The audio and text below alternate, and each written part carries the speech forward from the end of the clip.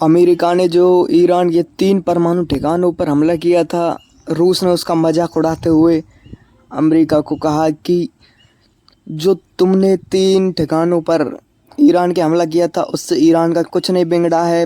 परमाणु जो हमारे परमाणु संयंत्र हैं, परमाणु ठिकाने हैं, उनका कुछ भी नहीं उखाड़ पाए। तुम इतना हमला करने के बाद जो तुम कह रहे हो ऑपरेशन सक्सेसफुल हुआ, ऑपरेशन सक्सेसफुल नहीं हुआ, क्योंकि न्यूक्लियर ठिकानों को कोई भी नुकसान नहीं पहुंचा है। और रूस ने इस बात का मजाक उड़ाते हुए अमेरिका की खिल्ली उड़ाई, खूब मजाक उड़ाया।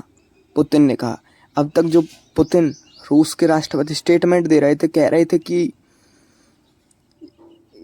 ये लड़ाई में कूदेंगे और ये करेंगे, अगर कोई और देश आएगा तो ये अभी तक स्टेटमेंट ही दे रहे थे, मगर अब ये इस लड़ाई में कूद चुके हैं और कह रहे हैं कि अगर ईरान को युद्ध के लिए कैसी भी कोई भी हमारी ज़रूरत पड़ेगी तो हम ईरान के साथ हैं।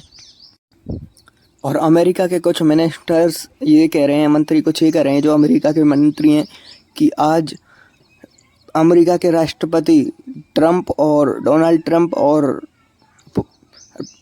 रूस के राष्ट्रपति व्लादिमीर पुतिन की कॉल पर बातचीत होगी और उसके बाद मामला सॉल्व हो जाएगा।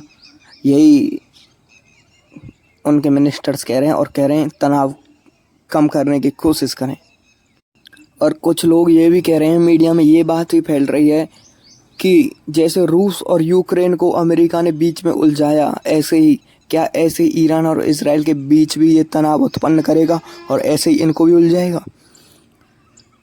इस युद्ध को लेकर हम आपको और जानकारी देते रहेंगे। मिलते हैं और एक नई वीडियो में एक और नई जानकारी के साथ आपके साथ NN न्यूज़। धन्यवाद।